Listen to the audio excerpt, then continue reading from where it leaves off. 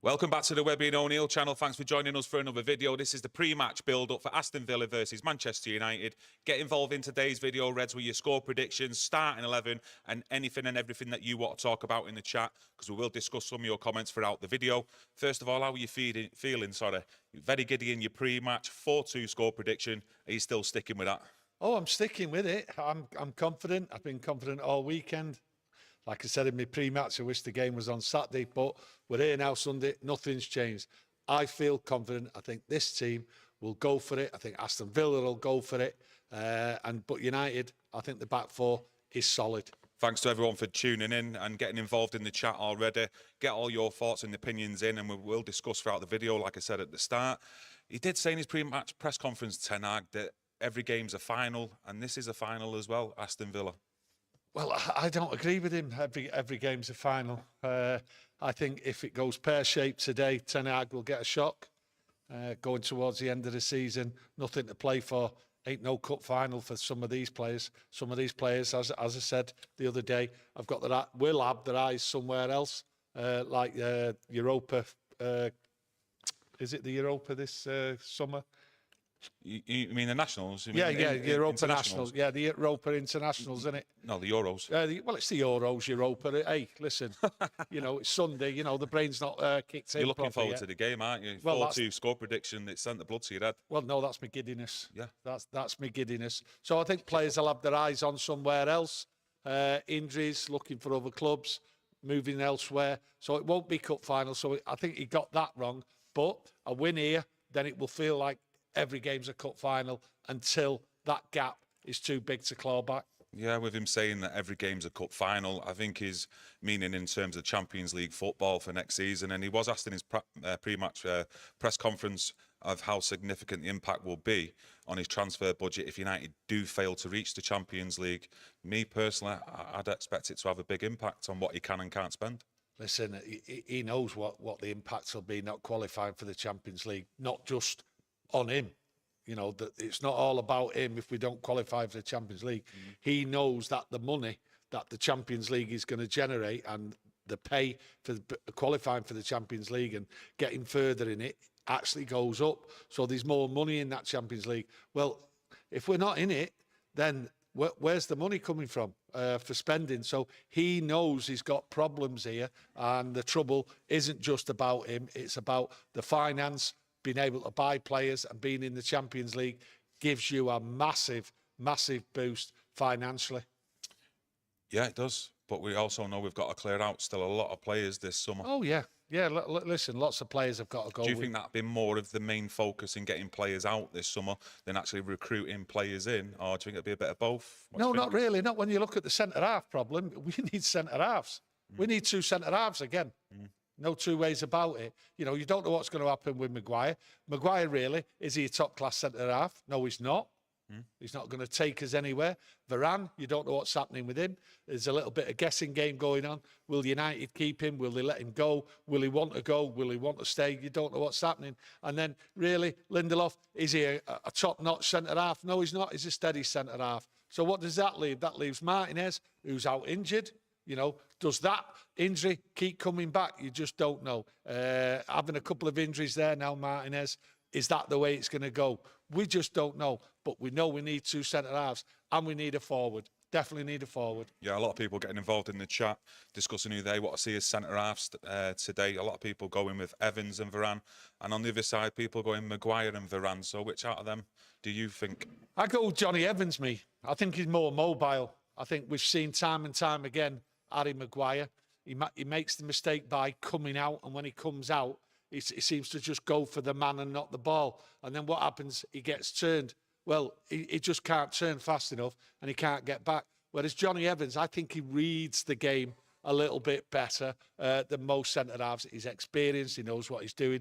He doesn't get flustered, Johnny Evans. And he quietly talks to players and gets involved with them, whereas Maguire, when Maguire starts talking, if he ever does talk, people don't listen to him. You see it on the pitch. They don't take any notice of him. He's playing okay. I'm not knocking him for that. He's been against a lot. I mean, I've really tore into him, to be honest with you, and quite rightly so. The man has been a disgrace at times for this club. Do you mean But his performances on the pitch? performances and attitude and his interviews after games, not just this year. I mean, I'm going back last year, the year before. He's been terrible as a leader, as a captain. So he's hanging on by his fingernails, and it's someone else who might want to go. Listen, United wanted to sell him in the summer.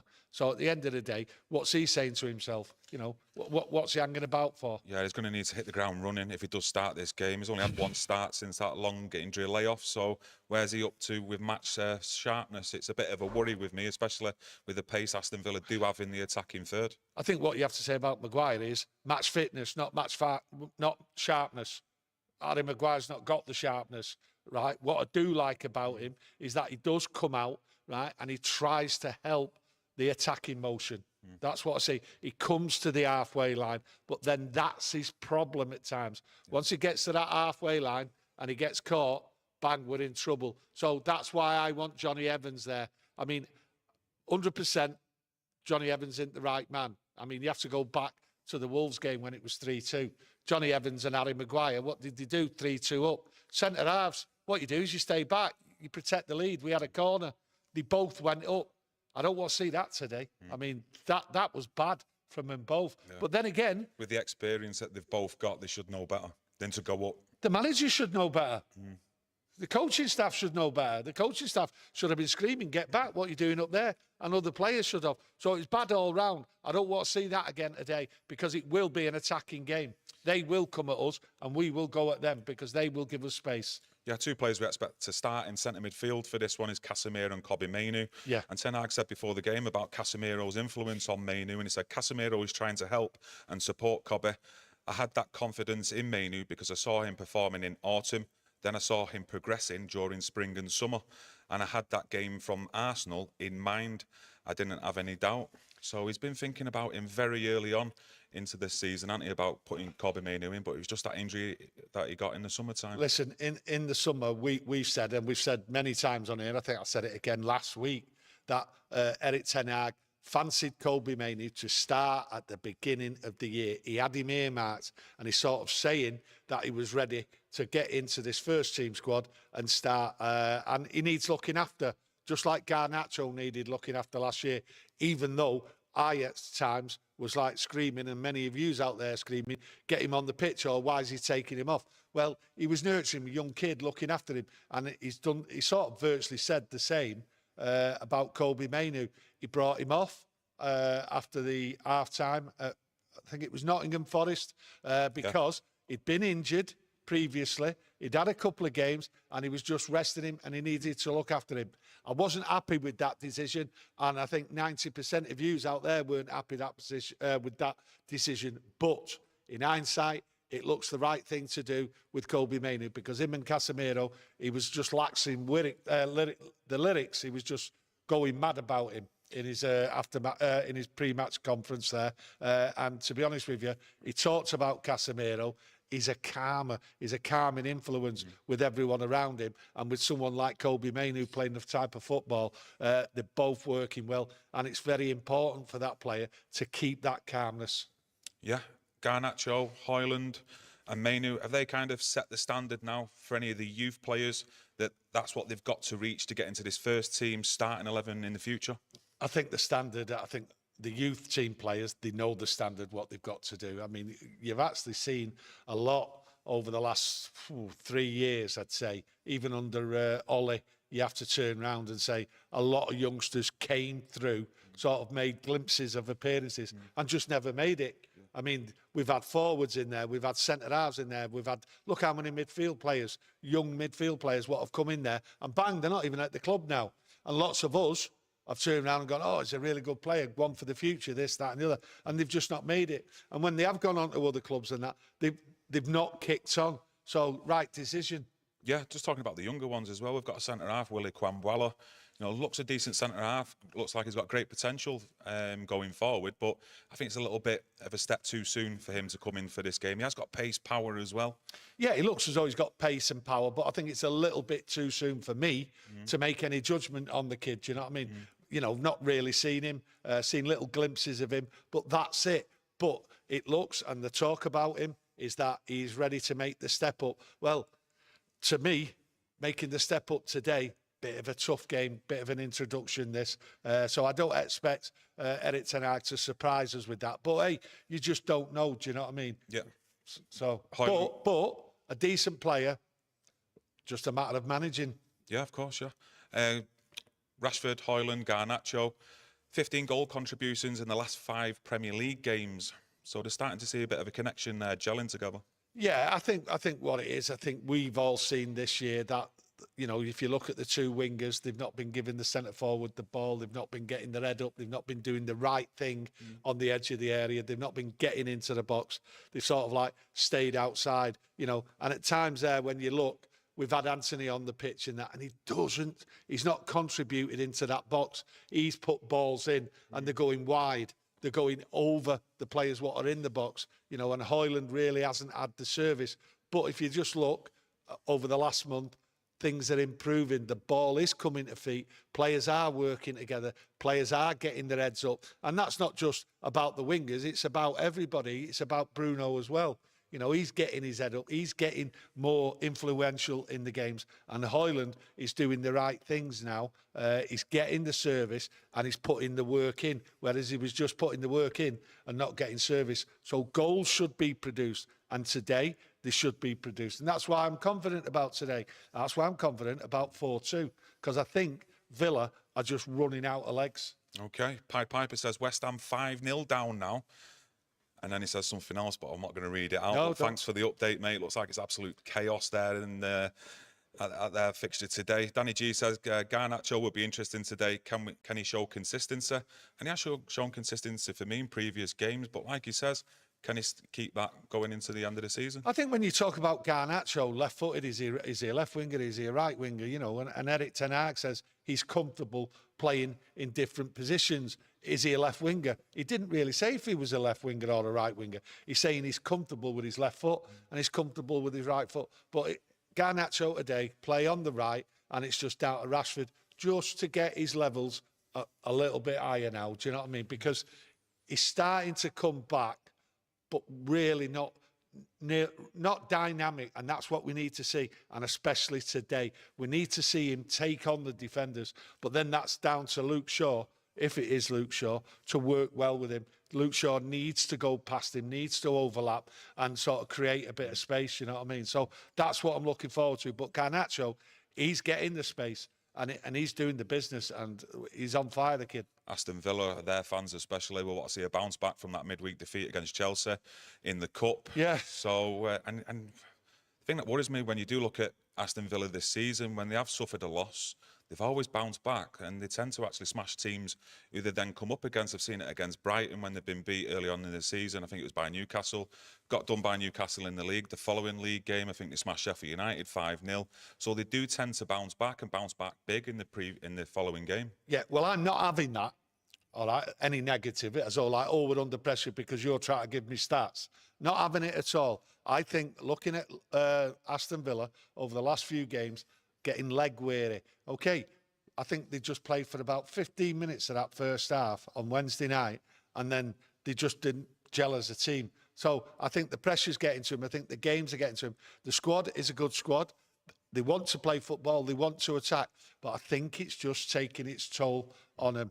So them stats you give me, try to terrify me and try to embarrass me about me giving a prediction about 4-2 United to win. I'm not having it. So don't try and get me on a downer. I'm up for this big time because I believe that the squad, right, want to do it. Them 11 on the pitch, what we're seeing, 11, 12, 13 players, right, until there's major injury problems, right, I think this team will go for it, and I think the confidence is there. They really want it. And what you have to say is, look at Højlund. Look how much he wants it. Look how much he wants it for all the players. Look how they're gelling. So it goes through the team. So I'm not worried about Villa losing a game and then coming back winning 3-4-0. Makes nothing to me, this. This is Manchester United, and I'm confident, and I'm going in for a 4-2. Definitely took the bait. No, I didn't by say... your reaction there. No. Going then positive, and it's a good thing to see because I want to see that positivity from you. So, Ollie Watkins as well, 23 Premier League games, 11 goals, 12 assists. There's another one for you, so let's see what you say this time. Good player. I like his speed and all that, but I think he'll be isolated. I think the way Casemiro and Kobe Mainoo there, I think he'll be isolated. Well, that's what I'm hoping for. He's got a turn of speed and he's deadly with that finish. Very good player. Is he a great player? I said it the other day. No. And at the end of the day, if he was offered to United, I'd take him, right? Obviously, depending on the amount of money. But, hey, United, with money, you just never know what's going on. Okay, team news is in. Team news. Against Aston Villa. This is the Manchester United starting 11. Andre Onana in goal. Dalot right back. Varane and Maguire centre back. Luke Shaw left back. In the centre, it's Casemiro and Kobe Mainoo. Yep. Garnacho on the right. Bruno in the middle. Rashford on the left with Højlund up top. So, strong starting 11. Listen, you'd have been confident putting money on that starting 11. Solid starting 11. Like I say, the only doubt is if Maguire sort of goes out and gets caught, not making the tackle, not doing the job right. That's the only worry. But I think he'll stay behind Casemiro and Mainoo. That's what they're there for. And when you look at Casemiro and Mainoo, go back to what we had a couple of years ago, and everyone was screaming blue murder that the back four never had protection. Fred and McTominay. What a difference Casemiro and Mainoo are now to this team and the way they play and the way they set up. Absolutely. Like chalk and cheese. That's the difference. Matthew Sutherland says, I think Rashford will become good between now and the end of the season. Seen a change last week in Rashford? No, I don't see that. I don't see Rashford reaching them heights. I think what you see now is a pattern of play, what's going on. And you've got Garnacho, you've got Mainoo, you've got Højlund there, you've got Bruno sort of ticking the boxes right, dictating a little bit of play, and then you've got Casemiro there. I don't see him hitting the heights. He wants to be... Hitting the heights of what? I mean, last season? Or of scoring all them goals, like of coming back to like the form we want to see him. You know, you have to remember, Rashford plays for so much a season and then sort of fades, okay? And my worry, and I've always said this, so it's nothing new, I don't trust Rashford. I look at it, I look at the Euros in the summer, I look at the way he goes in for a tackle, virtually non-existent, going up for a header, virtually non-existent. To me, at times he's playing within himself and he's playing as though he don't want to be injured. I go back a few years ago, 2021, there he was, playing with an injury in that because he didn't want the operation because he didn't want to miss the Euros. That's how I see this player. Yeah. And we're back again to the same scenario. If you watch Rashford, he doesn't go in for a tackle. That is strange to me. Of any footballer, you have to put the tackles in. Yeah, Joseph Crompton in the chat says the mentality is important for Rashford today. Yeah. Just going on to the bench as well for the Manchester United subs. It's Bayinde, Evans, Lindelof, Amrabat, Eriksson, McTominay, Ahmad, Anthony and Forson. Interesting one there. Amrabat, we've discussed him before. Yeah. For me, he's got to have a big upturn in form, for me, personally, to secure a permanent move at Manchester United at the end of the season. He's not going to secure a permanent move at Manchester United. These people what have come in, Ineos, Sir Jim Ratcliffe and Sir David Brailsford and all that, they're not having players like this. They're just not having players, you know, on decent money. They're not going to buy players what are there. They're going to sort of make sure they get the right quality, and Amrabat's not the right quality. We know he's had injury problems and that, and at the end of the day, it's not needed. There's better players within the squad and the youth than Amrabat, and I don't think he's done it, even though he had a shaky start playing left back and things like that. No, not for me. I think we need, and I think there's going to be a big, massive change and culture in the type of player we're going to have on the bench. Yeah, I think we need to see a good partnership today on both sides, the left and the right, between the full-backs and the forwards, yes. In particular. Luke Shaw, Rashford, Dalot and Garnacho today. Yeah, oh, well, listen, they're key. I said they were key against West Ham, where they have to get past. And I was a little bit disappointed in the way United sort of did that. They didn't sort of go bang at it, where they went past the wingers and overlapped. So, but this game, I think, is made up for it because Villa give the space at the back, and I think United will break away, and the full-backs and Dalot and Shaw especially are key to creating space and getting the attack going. Bruno Fernandes today. Not spoke about Bruno Fernandes in our pre-match and much today, but what do you think of Bruno overall in the last few games? Obviously, we've been waxing lyrical about Højlund, Garnacho and Mainu, but he's kind of been overlooked by a lot of United fans. No, I mentioned him last week, and I think what you see with Bruno, you see a complete change. I've said it, no one's actually come back and said I was wrong, which is fine. You know, we can be right, we can be wrong. It's not a problem. It's just an opinion. I just see that Bruno there doesn't come back as much, running into the left-back position, the right-back position, wanting to be all over the place. He's getting on with his job because I believe that he trusts Casemiro and Mainu, and he doesn't have to worry about having to run out of position, because when the ball's given out from the back and Bruno's back there, well, there's no one there. So he's playing more football. He's playing intelligent football. And what he stopped doing, he stopped running around. Now, you know, touch wood, I hope he doesn't do it, waving his arms about, arguing with the referee. You've not seen that for a month. And that is because Casemiro's there and he knows he's got a performer, and he knows he's got someone who knows what he's doing in Casemiro. Yeah, can rely on Casemiro. You don't have to worry. Yeah, and he's a lot more than disciplined in his own position and his job role, Bruno, going forward. And that's where we want Bruno. We don't want him in our own defensive half. Well, he can't come back and tell them two what to do because they've got it. I think it'll be massively important, though, Bruno, today to spring counter-attacks. With Aston Villa's high line, they play defensively, pushing up the pitch. That will leave space for Højlund, Garnacho and Rashford to run into with their pace. So you'd expect Bruno to be in and, well, there or thereabouts in creating attacks going forward. I think the two full-backs and Bruno are key to unlocking the quickness. Yeah, the Aston quickness, Villa, opening the door, because you will see Rashford and you will see at times Garnacho have space. So they're key for me today. 4-2. Yeah, if you're just joining us, the Man United starting 11 is Onana, Dalot, Varane, Maguire and Shaw. Casemiro and Mainu in midfield with Garnacho, Fernandes and Rashford, with Højlund up top. Let us know your thoughts on that starting 11, Reds. Your score predictions as well in the chat. Anything else you want to discuss going into this game? Any feelings you've got? Anything we've not mentioned on this video with the pre-match? And what I've noticed for about a week, maybe 10 days, everyone's going quiet on Onana. They're going quiet on Onana, and I don't know whether it's like a lot of people are just ready to go, I told you. Pounce. Yeah, ready to pounce on Onana. It's his first season. It's difficult. He's good at the football with the ball at his feet, passing it out, getting rid of the ball, doing that long ball. Not all the time, but he's decent at it, right? He's just got a problem. I feel as though he needs to move a little bit quicker on that line. But people are holding back. I see it, and I think to myself, are people really waiting for United to get beat and then just come steaming in on Onana? To me, it's not fair. A player has to have at least a season. There's no good swapping and changing, try and buy Indy and all that. Doesn't work for me. It just unsettles the rest of the team. So you stick with Onana. You've got a back four. You've got two players in front. That looks solid. And Onana will improve, I believe, going on. So that's me on my rant. And if it all goes pear-shaped, I expect Onana to take the criticism from people out there. And to me, I think it's a bit unfair because it goes over the top.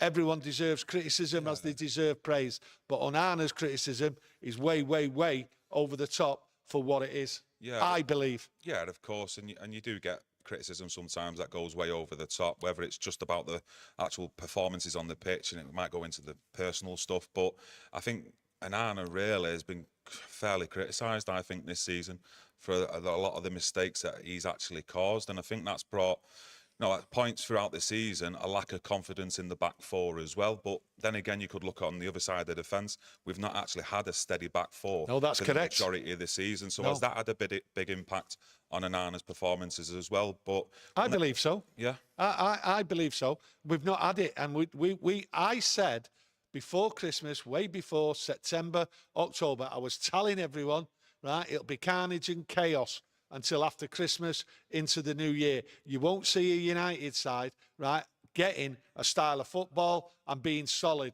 until well into January. And that's what you've seen. But people criticise me over it. So Onana, what's he thinking? I've got this player, then I've got that player. I've got someone playing at left back who's a centre half, who's a midfield player. So he's not had it an easy time working week in, week out in practice with the right players. They've not been there. And I keep saying it, and I've said it for a long time. The players are back from injury. Yes, Martinez is out, but, you know, we've got Maguire there. We've got Johnny Evans if need. So it's all there now to play for. And Onana should have a settled back four. Yeah, just going to dive into the chat, see what comments are coming in. Cass says, Onana has made some horrible mistakes, but has also made some top quality saves. Yeah. The Life of Riley says, Onana just needs more confidence. Looks like a kid who's just had a rollicking off his mum. Okay, let me tell you something on that. Yeah, he's made some horrific mistakes. David De Gea made some horrific mistakes. Onana saved a terrific penalty in the Champions League. And I'll go the other way. At Copenhagen, at Old Trafford. Yeah, yeah, but I'll go the other way. He saved a penalty, which is a lot more than what David De Gea has done, saving penalties. Yeah. You know, so look at it that way. You know, you only have to go, you know, you've got confidence in him saving penalties. You know, if he had 7 or 11 penalties against him, like, say, in the Europa League final, like we did, I'd rather have Onana in, try to save a penalty, than David De Gea. So there's minuses and pluses when you look at both goalkeepers, but it's early days as far as I'm concerned. Listen, you can always find criticism for somebody and point them out and then put them on a level with someone else and go, oh, well, this is good, this is bad, he's better at this, he's better at that. That's the way it is. That's football, that's life. But Onana just needs time and a steady back four. Yeah, Johnny C says the Man United goalkeeping position is the most scrutinised in the Premier League. Correct. Even going back to Jim Leighton. Yes, listen, under Jim Leighton, I watched Jim Leighton and it was a calamity, it was a joke. I went to Liverpool, I went to Anfield, right, with Jim Leighton, right? Tommy Docherty turned round and dropped Alex Stepney. He went to Liverpool, it was 4-0, right? 4-0, and the cop was singing, thank you very much for Jim Leighton, right? And that was, next thing you know, he was out, he was gone. You know what I mean? Right? But that's what happens. Goalkeepers make a mistake for Man United because United, you come under scrutiny bigger than anybody else. And when you make a mistake, it gets highlighted more and more by the ABUs. And unfortunately, in this day and age, you have got United fans, right, in the media who thrive on United making mistakes and being poor. That's the world we live in. Let us know what the score is between West Ham and Arsenal. I think it might be 6-0 to Arsenal. Just going to dive into the chat. Danny G says, I saw De Gea save a penalty against Everton once. Laugh out loud. I think we're thinking the right one, mate. Was it here at Old Trafford and it was Leighton Baines? I think it might have been. Johnny C says again, sure, Onana needs to improve, but it just doesn't help our team with our fans having a go at Onana every day. GGMU, glory Man United. Yeah, but we've got our own fans what are in the media, right? What thrive on negative by Man United because that's what makes them thrive. Yeah. Okay, so that's another story, but that's the way of the world. Danny G also says, Les Sealer, I loved him. Yeah, and everyone's just getting in the chat with some positivity today about the scoreline. I've not really seen anyone say a scoreline other than a Manchester United win today, so there's a lot of confidence throughout the fan base today. There's a lot of confidence because everyone's seen what's going on. There's a togetherness, there's an happiness, which we've not seen for a long time. So let's hope it continues. I mean, at the end of the day, you know, getting a draw here at Villa today isn't the end of the world. You know, it's a top 4 side. Yeah. And you have to remember, how many times do we beat top 4 sides? But going into this game the way we are, you know, it looks as though we can do this. No one seems to be too worried about going to Aston Villa. Yeah, just going to dive back into the chat. Everyone's saying 3-2, 3-1. I think he's seen someone earlier on. I think it was Ada who said he's put a pound bet on your score prediction 4-2. Well, make sure you walk past and just drop me a coffee. Yeah, if it don't come up though, mate, don't be blaming us. But if it does come up, give us a shout because we're skint. Well, listen, it's worth a pound bet. Yeah. It's worth a pound bet of anyone's money, 4-2. The way we're playing, the way Aston Villa actually play the game of football. So they won't go into a defensive mode, even when they're winning. They don't play like that. They're not set up like that. Yeah, Joe Warren says, well said, Tony, about the media and the fans. Yes, no, listen, I can go on and on and on about it, right? We're 2 Manchester United fans, right? We're following our team. We're not asking for anything. We're just on here discussing football. We're not looking at clickbait. We're not looking at this. We're not looking at that. We're just discussing football. That's who we are. And we just want your opinion. That's all we want. Yeah, Cass says and reiterates what we said earlier on. Oh, and a like. Yeah, hit the like if you do enjoy the video, and it's much appreciated. But Cass says, don't forget Onana hasn't had the same defenders in front of him for most of the season. Just said fancy that, us 3-1 today. So yeah, reiterating what we said. Yeah, he's reiterating what we said. Yeah, Onana, the people need to get off his back.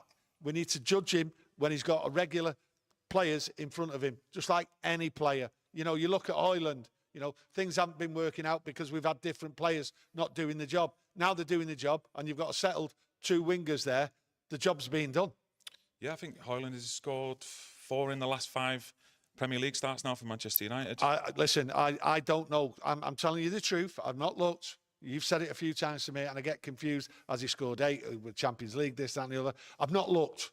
I'm not a stat man normally, right? I just know he's scoring goals, and the opportunities to come in. You know, at the end of the season, I'll work out how many goals he's got. But for now, I'm enjoying football like he's enjoying it. Here's another stat. Go on. In the previous 24 games, well, in the previous 24 Premier League games Manchester United have played in February, we've not lost. Okay, so this is, we're going for 25 games unbeaten in February. Yeah. So February's there's a the good month. stat. So this has got to be the 25th. Yeah. Okay, you're supposed to have mentioned it after the game. Well, I did say it before the Wolves game as well. Oh, did you? And I was thinking, hopefully I've not put the mockers on it. But at the end of the day, we snatched that late winner, so all it's all right. good. Well, it looks like he brought a stat out for the Wolves game. He's continuing it. I think he brought it out before anyone else did. Great spot. So 25 games unbeaten against Villa today. Zami Ase, Arsenal fan. Cheers for Super Chat, mate. He says, Tony, are you watching our masterpiece? What? He thinks we'll be watching Arsenal West Ham. I Is it still 6-0, Zane? I'm not too sure. Get it in the chat. I don't know. Look, Arsenal against What did West you Ham. think of that first half? I was really too busy worried looking elsewhere. I'm not interested in him, right? But if you think Arsenal against West Ham is a masterpiece, then you're in big trouble. But hey, you're having a good day. Fair enough. I've got to hold it up to you. You've smashed them. So, you know, that's all I can say. But a masterpiece, you know, come back to me when you've won the Champions League. Clearly very giddy, upbeat for today's game. You think we're going to smash Aston Villa 4-2, which is a smashing scoreline, to be fair. Yeah. But if we don't win today, what's the repercussions of that in terms of top 4? Is that us out of the top 4 race? I would presume so, yeah. I don't think a gap like that, 11 points, I don't think we'd be able to get it back. You know, you're talking winning 4 games, right, and expecting Aston Villa and Tottenham Hotspur to lose 4 games. You know, I don't see that happening. Yeah. I don't see that because of the way the players are in history, the way I've seen it towards the end of the season. Players, unfortunately, will have their eye on somewhere else, some of them, and there will be a decrease in the level of performance because players, year on, year out, they just look for the exit door and they're only worried about themselves. And that, unfortunately, is what these high wages create. They don't create something where someone wants just to do it all for Man United. They've got other thoughts, other ideas on what they're going to do. Yeah, I'd like to see a win and a positive performance today. Considering our away performances since Eric Ten Hag's come in, you know, usually we don't always get the 3 points, do we, against the top 6, top 10 sides in the Premier League? No, this year has looked terrible, to be honest with you. I mean, we did have a chance. We did have a chance to beat Liverpool, Ireland. That would have been nice. Yeah. That would have been nice. Chance, blew it. But no, we do struggle against the top 6 sides. A lot of people out there just don't credit Aston Villa as being a top 6 side. And that's because they're not there year in, year out. But they changed under Unai Emery. They're playing football. He's good at what he does. And wherever he goes, Unai Emery, he knows how to play football and he can achieve results. And you've seen that in his trophy cabinet. I just give Aston Villa a little bit of credit before. You shot me down for it. And now you're just giving Aston Villa and Unai Emery a little bit of a positive there. Yeah, he deserves the positive. Yeah, of course. He deserves the positive. Yeah. You know, I'm not that bad a person, you know what I mean? Yeah. Right? I'm not going to slag everyone off. Is it just because someone else says it, and then when you say it, it sounds different? Well, you know, it sounds different when I say it, you know what I mean? It's faint praise. Yeah. It's not great praise. It's No. faint praise. Yeah. Where do you rank Unai Emery, though, as Premier League managers? Premier League managers. Would you say he's the best Premier League manager if you used to take Jurgen Klopp and Guardiola out? I certainly would. I think he'd be the best one. I think people would be talking him in a different way if he was with a top side who supplied the money, who had the resources behind them. I don't believe Aston Villa have got the resources. I think it'd be a big jump for them to have the resources. So if he was with a team what backed him and treated him well, then I think he'd do absolutely fabulous with him. There is no reason why he wouldn't. He knows how to set teams up to win, and he knows how to set a team up when the opposition is better than him. So let's hope he fails today and that they're all knackered, because I do believe they're running out of energy, Villa. I do think the substitutions will play an important role today for Aston Villa and Manchester United. And we've seen in the last couple of league games with United, bringing Scott McTominay on for the last 20 minutes. And it does seem to make a real impact in them last 20 minutes. I think with the amount of substitutes, what you're allowed nowadays, I think you're seeing it all over with most teams. Substitutes are part of the game. I think managers now aren't just looking at 11 players on the pitch. They're looking at, right, after 60 minutes, 55 minutes, he comes on, these come off, and then we just change direction. We've held them. Now's the time to attack. Off you come. On you go. So I think with the amount of substitutes we've got, it's all about the quality on the bench. It's quality on the bench you need. And that's why teams like Villa, I think, won't make top four. I think they will drop off. Yeah, especially if they incurred injuries and that the lack of quality between like the first 12, 13 players they could pick to then the rest of them, there's a big drop off in quality. But, you know, then that goes to the managers to try and keep them uplifted. But, you know, sticking with the Manchester United team, do you expect the likes of Højlund to last a full 90 minutes today? I certainly don't. I think we'd see a change roughly about that 70-minute mark, because we are seeing him absolutely running himself into the ground. Just like Garnacho as well. They got one game a week. You know, the fit players, there's no worry. You know, there's no worry. There's no games in the midweek and that. So, no, he'll stay on depending on how the game's going. If we're clear, listen, if we're 3-0 up, 25 minutes to go, if we're 3-0 up, 20 minutes to go, right? Yeah, bring him off. That's what you would expect. Yeah. But I don't see it like that. I see it a tight, tense game, right, with lots of goals, okay? And if you bring somebody off who's performing, that might just upset the rhythm. So, no, I expect him to stay on there. No, I get what you mean, but I still think he's got to be managed, Højlund, because, you know, if he was to get injured, God forbid, you know, who'd you then put in a centre forward? We've not actually got that quality in depth here at Manchester United this season in the striker position. So I think he has got to manage him. Yeah, no, I don't think so. Big, strong lad, doesn't need it. He's fit. Yeah. He's raring to go. Yeah. He wants to be on there. No, listen, you talk about injuries. Anyone could get injured at any time. And I'm not worried about injuries. If it happens, it happens. And then you look at the game, and then you look at the games afterwards, and you think, well, I wish he hadn't got injured, because we're not playing well now. But that's football. No, I get it. Anything else to add before we go? No, that's me done. 4-2. I'm happy. Press that like, and I'll be over the moon. Yeah, over the moon. If you are available after the match, obviously it'll be a Manchester United win. Grab them 3 points. Yes. Come and join us for the match reaction. I think we'll do a live video, so roughly 10 minutes after full time. Come and join us and get your thoughts and opinions in, and we'll discuss some of your thoughts and opinions on the game in the video. Thanks for joining us, everyone. Thank you very much. And come on, United. Let's get them 3 points. Come on.